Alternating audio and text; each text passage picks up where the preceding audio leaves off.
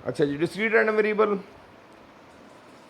एक ऐसा वेरिएबल जिसकी वैल्यूज़ जो हैं वो जंप्स या गैप्स के साथ हों, उसको डिस्क्रीट रैंडम वेरिएबल कहते हैं। कॉन्टिन्यूस वेरिएबल जो है उसमें पोटेंशियल होता है कि ये बग़ैर गैप या बग़ैर जंप के साथ एक इंटरवल में से कोई भी वैल्यू जो वो हासिल कर सकता है, यानी इसमें गैप्स एग्जिस्ट नहीं करते।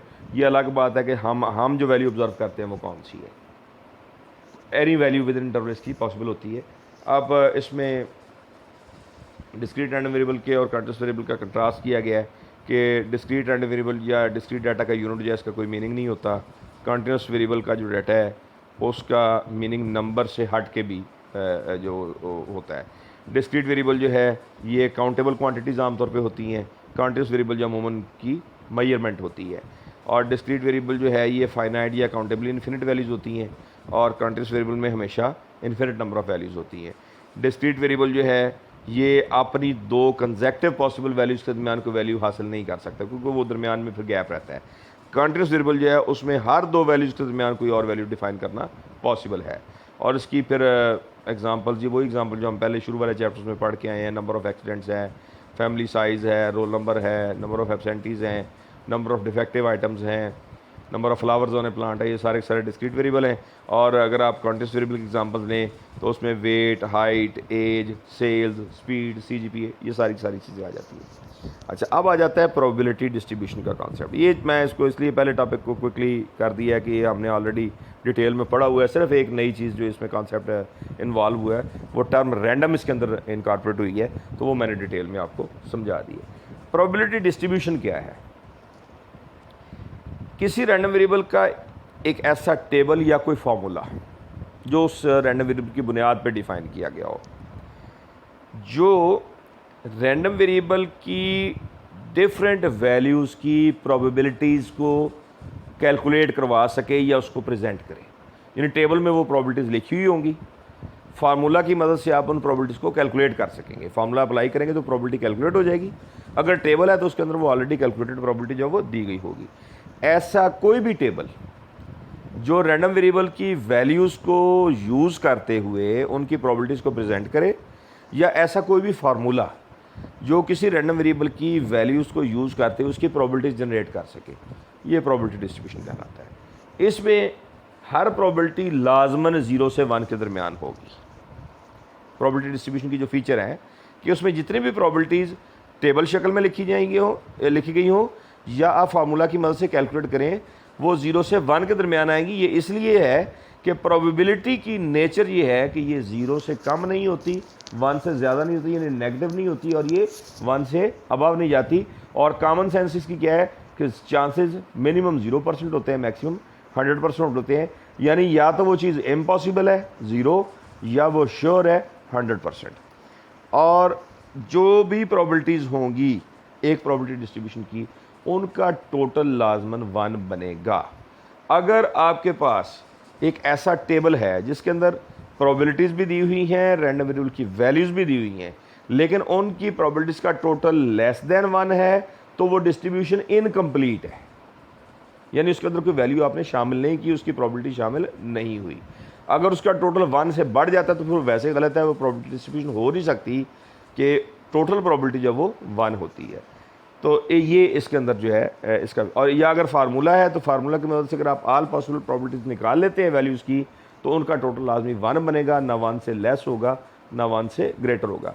तो दो प्रॉपर्टीज़ हो गई कि जितनी भी प्रोबेबिलिटी वैल्यूज़ निकलेंगी एक प्रोबेबिलिटी डिस्ट्रीब्यूशन में, they must lie within the interval 0-1 and they should sum to 1, कि उनका टोटल जो है वो 1 बनना चाहिए। अब रैंडम वेरिएबल को अभी हमने डिफाइन किया है, डिस्क्राइब किया है कि उसकी दो टाइप्स हैं, एक डिस्क्रीट रैंडम वेरिएबल है, एक कंटीन्यूअस रैंडम वेरिएबल है। तो नेचुरल बात है फिर प्रोबेबिलिटी डिस्ट्रीब्यूशन की भी दो ही टाइप्स बनेगी, एक डिस्क्रीट प्रोबेबिलिटी डिस्ट्रीब्यूशन कहलाएगी और एक कंटीन्यूअस प्रोबेबिलिटी डिस्ट्रीब्यूशन कहलाएगी। अब डिस्क्रीट प्रोबेबिलिटी डिस्ट्रीब्यूशन की डेफिनेशन स्ट्रेट फॉरवर्ड है। अगर हम पिछले कॉन्सेप्ट्स को आपस में कंबाइन कर लें तो the probability distribution of A discrete random variable is called discrete probability distribution, and the probability distribution of a continuous random variable will be called as continuous probability distribution. अब specifically यहाँ इसको उन्होंने technical अंदाज से define कर दिया कि probability distribution of a discrete random variable is a table or a formula representing all possible values of discrete random variable x and their corresponding probabilities p of xi such that all pxi are between 0 and 1 and sum of all pxi is 1। ये p of xi probability of value of random variable है, यानी हर value जो probability है हर value की वो 0 से 1 के दरमियान होगी, और अगर आप तमाम probabilities को जमा करें तो टोटल जो है वो 1 बनेगा। तो ये आपकी डिस्क्रीट probability डिस्ट्रीब्यूशन की डेफिनेशन भी आ गई, और साथ ही उसकी जो दो प्रॉपर्टी जो ऊपर हमने जनरल पढ़ी हैं ये स्पेसिफिक फॉर्म में आ गई। अब इसमें जो एडवांस लिटरेचर में जो एक ज़्यादा कॉमन या स्टैंडर्ड टर्म मिलती है वो डिस्क्रीट प्रोबेबिलिटी डिस्ट्रीब्यूशन की बजाय प्रोबेबिलिटी मास फंक्शन की टर्म मिलती है। यानी जहाँ प्रोबेबिलिटी मास फंक्शन लिखा होता है उससे मुराद होता है कि ये डिस्क्रीट रैंडम वेरिएबल की प्रोबेबिलिटी डिस्ट्रीब्यूशन है, और जो कंटिन्यूस आगे हम पढ़ेंगे उसके लिए लिखा जाता है प्रोबेबिलिटी डेंसिटी फंक्शन। जब डेंसिटी फंक्शन लिखा होता है तो उसका मतलब होता है कि आपका रैंडम वेरिएबल कंटिन्यूस है, और जब मास फंक्शन लिखा होता है तो उसका मतलब होता है कि आपका रैंडम वेरिएबल जो है वो डिस्क्रीट है। तो ये इनके अंदर थोड़ी सी डिस्टिंक्शन जो है वो लिटरेचर में जो टर्म्स की है वो भी मैंने आपको बता दी है इसमें। अब आप इसमें मसलन पहली एग्जांपल हम देख लेते हैं डिस्क्रीट प्रोबेबिलिटी डिस्ट्रीब्यूशन की कि number of heads when a coin is tossed. एक कॉइन टॉस किया, बड़ा सादा सा प्रॉब्लम इसमें टेकअप किया गया है कि एक कॉइन आपने टॉस किया है तो ज़ाहिर है उसकी दो ही पॉसिबिलिटीज़ हैं। अगर आप एक्स नंबर ऑफ हेड्स एक वेरिएबल डिफाइन कर देते हैं तो आउटकम्स उसकी दो हैं, एक आउटकम एच है एक आउटकम टी, क्योंकि सिंगल कॉइन है उसमें पेयर तो बनना कोई नहीं है। पहली भी आउटकम सिंपल है एच, और दूसरी आउटकम की जब वो भी एक ही चीज़ पे मुश्तमिल है वो टेल है। अब नंबर ऑफ हेड्स हमारा वेरिएबल है तो दो ही वैल्यूज़ बनेंगी 1 और 0। अब आ जाती है इसकी प्रोबेबिलिटी की बात कि what is the probability that variable will get value 1। तो ये चीज़ असल में है 1 से मुराद क्या है, हमारा वेरिएबल क्या है, नंबर ऑफ हेड्स। तो 1 से मुराद है 1 कहाँ से आया है, एच आउटकम से। 0 कहाँ से आया है, टी से। अब प्रोबेबिलिटी असाइन करनी है, तो assuming that our coin is fair, कि हमारा कॉइन जो वो बैलेंस्ड है, बायस्ड नहीं है, हेड और टेल की प्रोबेबिलिटी बराबर है, तो फिर हेड की प्रोबेबिलिटी जो होगी वही 1 की प्रोबेबिलिटी होगी, जो टेल की प्रोबेबिलिटी होगी वही 0 की प्रोबेबिलिटी होगी। तो आपके सामने जो टेबल बना हुआ है इसके अंदर ये प्रोबेबिलिटी डिस्ट्रीब्यूशन लिखी हुई है, यानी आउटकम एच थी, रैंडम वेरिएबल की वैल्यू बनी 1, कॉइन बैलेंस था, अनबायस्ड था, तो प्रोबेबिलिटी बनी पी ऑफ एक्स, यानी P of 1, probability of X equal to 1, ये बनी 1/2, और P of X equal to 0 बनी 1/2।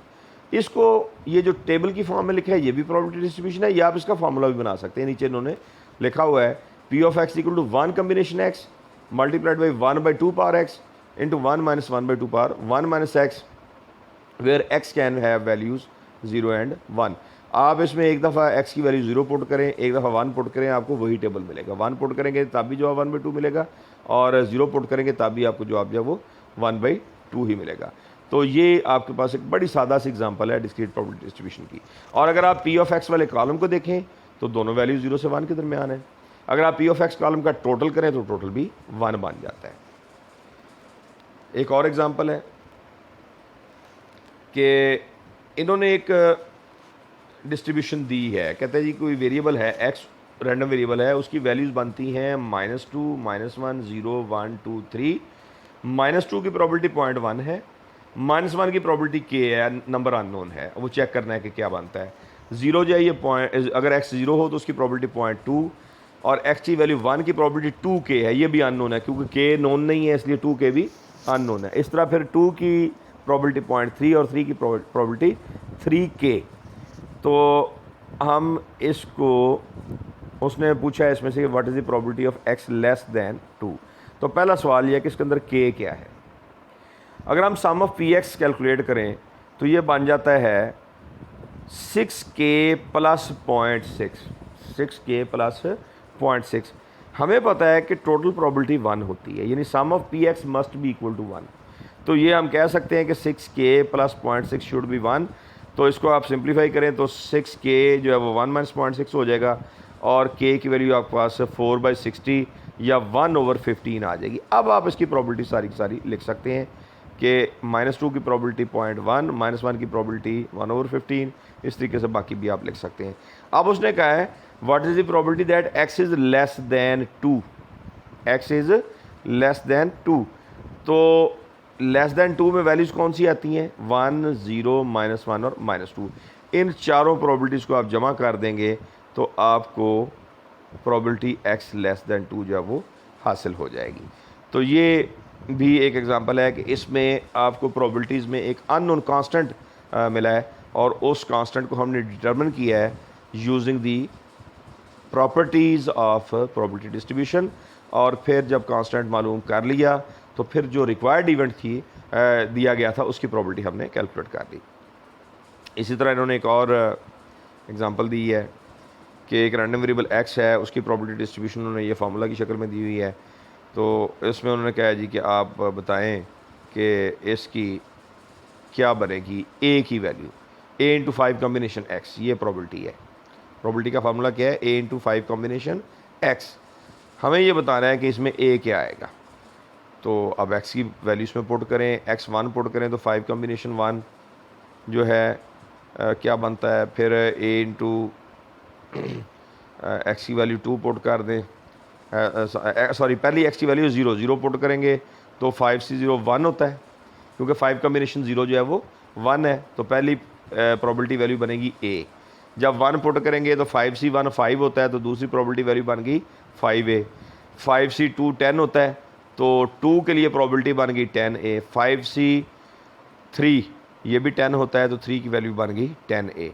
अब सिंपल है कि आप इन सब को जमा करें तो जो टोटल प्रॉबिलिटी जो है वो चूँकि 1 होती है, तो ये आपके पास सम ऑफ प्रॉबिलिटी 1 से आप सिंप्लीफाई करें तो आपको a की वैल्यू जो है यानी a + 5a + 10a + 10a, ये 26a = 1। लास्ट लाइन इसमें कटी हुई है, मैं ज़ुबानी बता रहा हूँ। 26a = 1, तो a की वैल्यू 1/26 आएगी। उसको जब आप सब्स्टिट्यूट करेंगे तो पहली प्रॉबिलिटी 1/26, दूसरी 5/26, फिर तीसरी जो है वो 10/26 और लास्ट जो है ये 10/26 बनेगी। तो इस तरीके से आप तमाम प्रॉबिलिटीज़ जो है वो कैलकुलेट कर सकते हैं। यहाँ तक मैंने आपको रैंडम वेरिएबल को डिफ़ाइन किया है, बताया है, उसकी डेफिनेशन आपको समझाई है, डिस्क्रीट रैंडम वेरिएबल का कॉन्सेप्ट दिया है, कॉन्टीन्यूस रैंडम वेरिएबल का कॉन्सेप्ट दिया है, इनके डिफरेंस बताए हैं, डिस्क्रीट प्रॉबिलिटी डिस्ट्रीब्यूशन को एक्सप्लेन किया है। कॉन्टीन्यूस प्रॉबिलिटी डिस्ट्रीब्यूशन को यहाँ हमने फॉर्मली डिफाइन नहीं किया, लेकिन किसी हद तक मैंने उसका आइडिया आपको दे दिया है और उसके साथ 2-3 एग्जांपल्स सॉल्व एग्जांपल्स जो हैं वो देखी हैं। बाकी कॉलेज स्टैटिस्टिक्स की बुक आपके पास है, बेसिक स्टैटिस्टिक्स इनके पास है, उसमें से वो मुख्तलिफ एग्जांपल जो वो देख सकते हैं। नेक्स्ट इंशाल्लाह हम बाइनोमियल डिस्ट्रीब्यूशन जो है इसको स्टडी करेंगे और फिर साथ इससे रिलेटेड जो है वो मटेरियल जो है वो स्टडी होगा।